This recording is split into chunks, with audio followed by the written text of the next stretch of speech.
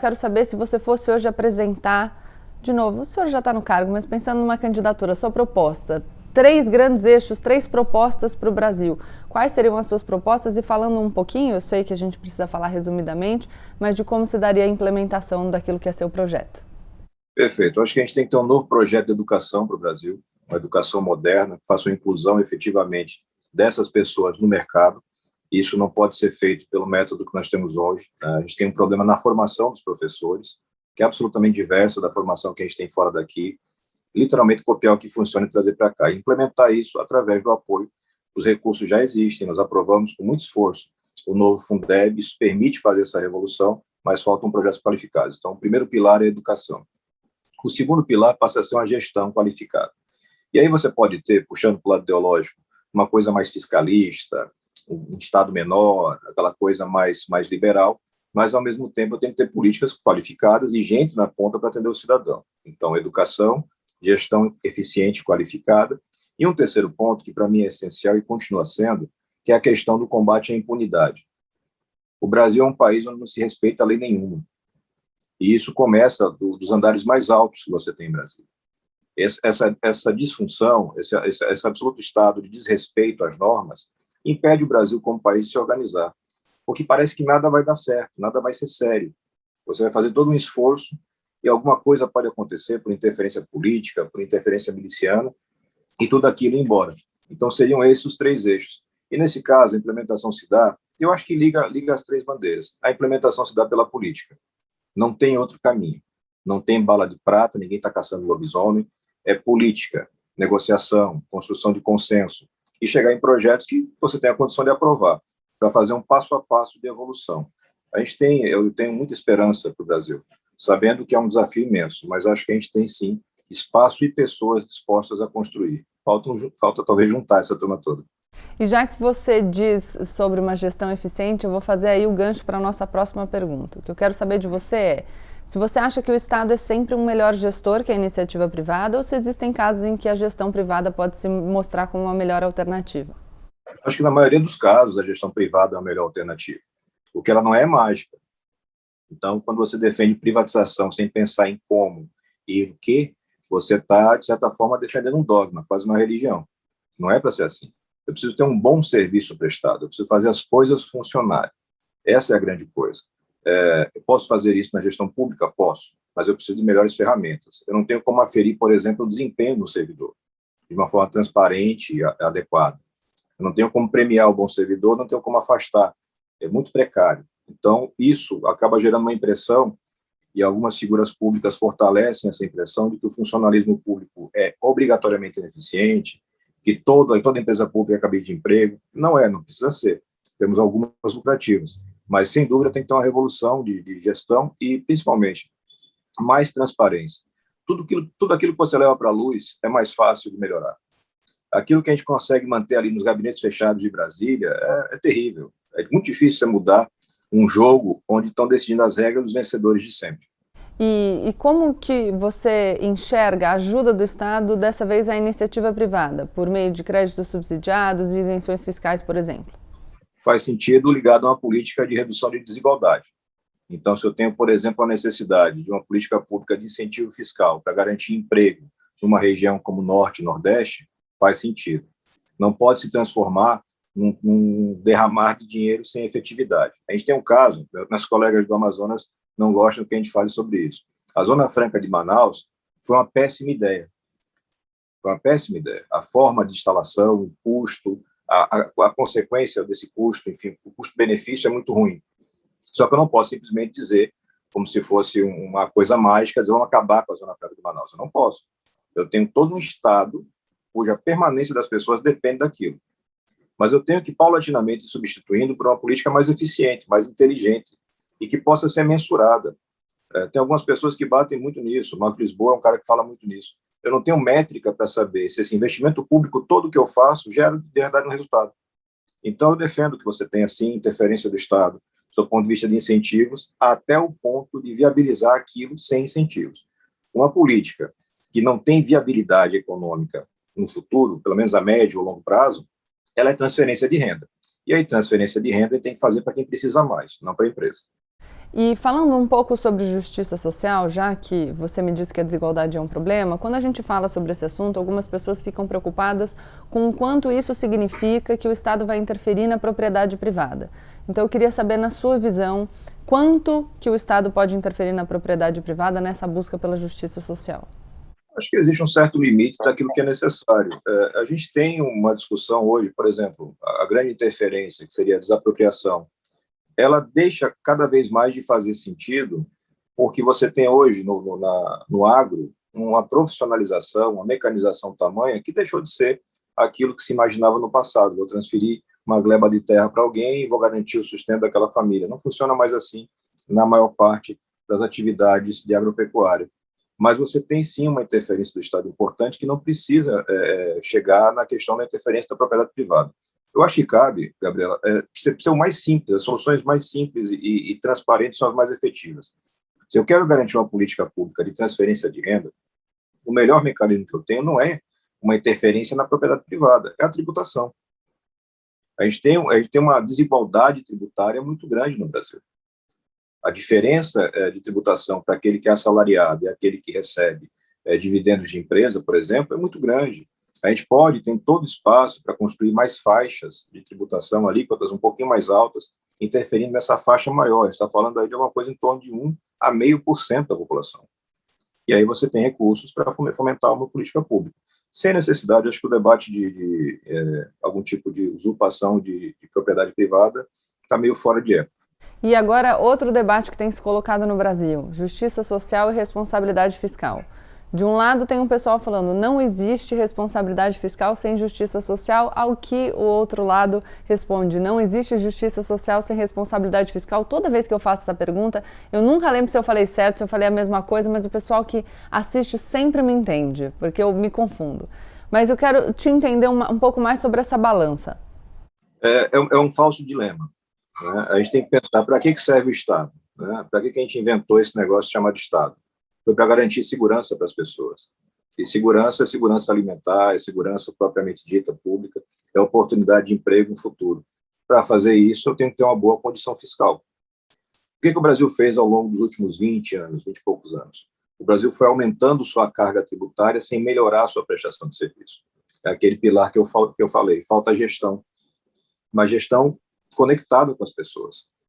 Não adianta eu contratar uma empresa de análise de processos, colocar aqui, tentar, eu vou fazer um 5S na gestão pública brasileira. Não é isso. É conectar com as pessoas, entender exatamente quais são as demandas e ter essa clareza de dizer, olha, você precisa de uma transferência de renda para um auxílio emergencial de 500, não de 200, ok, o custo é tanto. Eu preciso cortar esse custo em algum lugar ou eu preciso aumentar tributos. Não tem uma terceira alternativa. Então, dá para fazer esse ajuste. A gente tem muito desperdício no Brasil.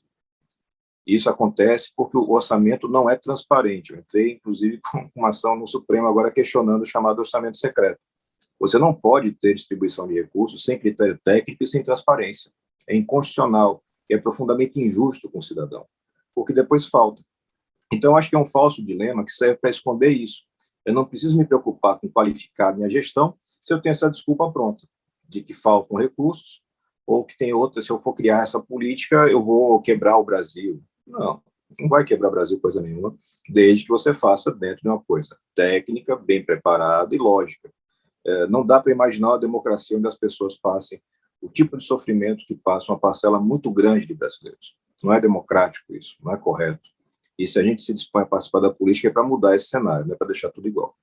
Sabe, senador, que eu te ouvi falar várias vezes na sua fala sobre orçamento público, e antes da gente se encaminhar para as perguntas do final, vou me permitir sair um pouquinho do script, porque eu estreiei na televisão, num debate, falando sobre orçamento.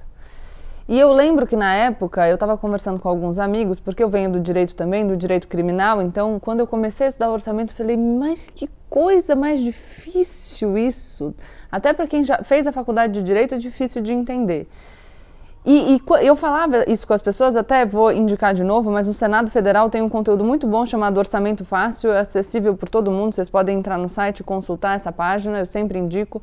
Mas acho que eu queria te perguntar um pouco sobre isso para o pessoal que está assistindo a gente entender qual é a relevância do orçamento público e por que é tão difícil, por que é importante que as pessoas se conscientizem sobre esse aspecto E eu vou me permitir essa pergunta, mas às vezes parece que é difícil justamente para a gente não entender bem, né? Sem dúvida nenhuma. A falta de transparência está na base do problema. Como é muito hermético, como as pessoas não conseguem entender, fica mais fácil você burlar. O que a gente vive no orçamento?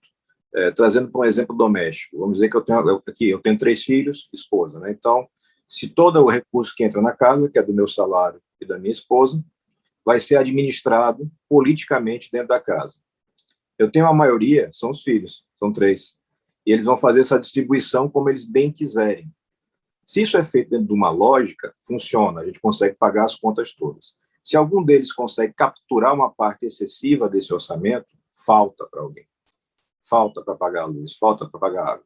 A realidade do nosso orçamento é literalmente essa. Nós temos um orçamento que é capturado politicamente por grupos organizados, que são vinculados a determinadas carreiras, a determinados grupos industriais e, o pior de tudo, a política mesmo de compra de voto e de desvio de verbas. A gente teve, ao longo desses últimos 2 anos, uma piora na qualidade do orçamento. O orçamento ficou menos transparente, menos fiscalizado. Eu converso com o Gil, do Contas Abertas, e assim é uma situação que ele descreve como sendo a pior que ele já viu. Se a gente não consegue organizar as contas básicas da casa por falta de transparência, como é que eu vou conseguir fazer qualquer política? Fica impossível. E esse caos, ele só serve para o populista, que quer se vender de forma messiânica como um salvador da pátria, que não consegue resolver porque o sistema não deixa. É a maior mentira que existe, especialmente porque essas pessoas fazem parte do sistema. Eu não posso, senador da República há mais 2 anos, me colocar como fora do sistema. Não, eu estou no sistema, numa posição privilegiada, eu posso ver melhor o que está acontecendo, eu posso interferir no que está acontecendo. E no orçamento, a gente consegue ver com muita clareza que você tem uma distribuição de recursos totalmente fora do que seria racional. E isso atrasa o Brasil. E quando a gente fala em atrasar, é atraso geracional.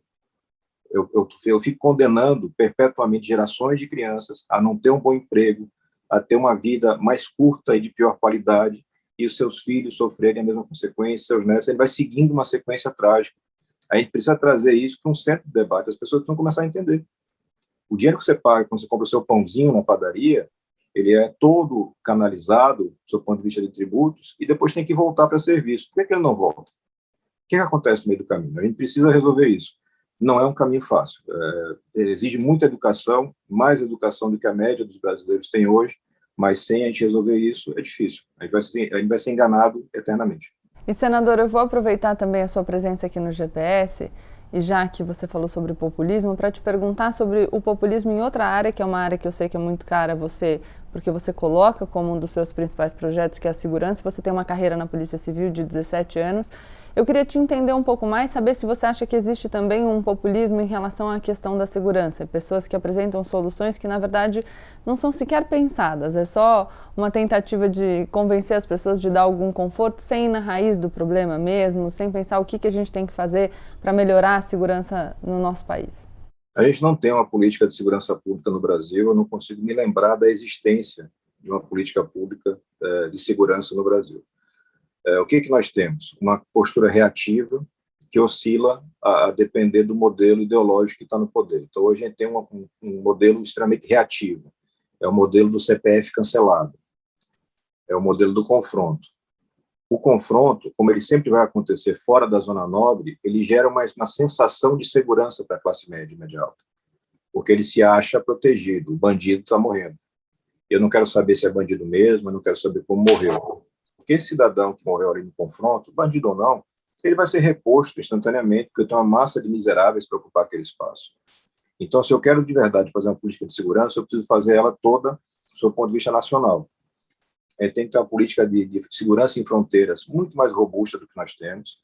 Eu preciso ter as pessoas devidamente qualificadas e, enfim, seguras, bem remuneradas, para fazer todo um trabalho de combate ao crime, passo a passo, para reduzir a necessidade do combate ao crime dentro da cidade, dentro da comunidade, porque esse é o combate que mata inocentes.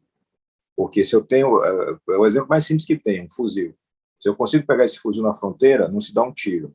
Se eu pego ele na BR sendo transportado, não se dá um tiro, muito raramente se dá um tiro. Mas se eu vou pegar ele dentro da comunidade, vai ter tiro, vai ter risco para as pessoas e vai ter gente morrendo. Isso não é eficiente, isso não é competência. Eu não posso avaliar competência policial por número de mortos, por número de confrontos. Eu preciso avaliar com base em redução de criminalidade. Isso passa pela presença do Estado. A gente tem que ter o Estado mais presente, prestando seu serviço social, saúde, educação, alternativas para as pessoas. E a gente está bem longe disso. Esse governo se elegeu falando de segurança pública, mas é um governo que não entende nada de segurança pública, que nunca teve projeto para segurança pública e que só explora essa coisa que é muito boa para ganhar voto, que é medo. As pessoas têm muito medo hoje. Eu exploro esse medo eleitoralmente, garantindo que eu vou defender a sua vida, o seu patrimônio, e vou fazer isso confrontando gente lá nas bordas da sociedade. É um discurso claramente mentiroso.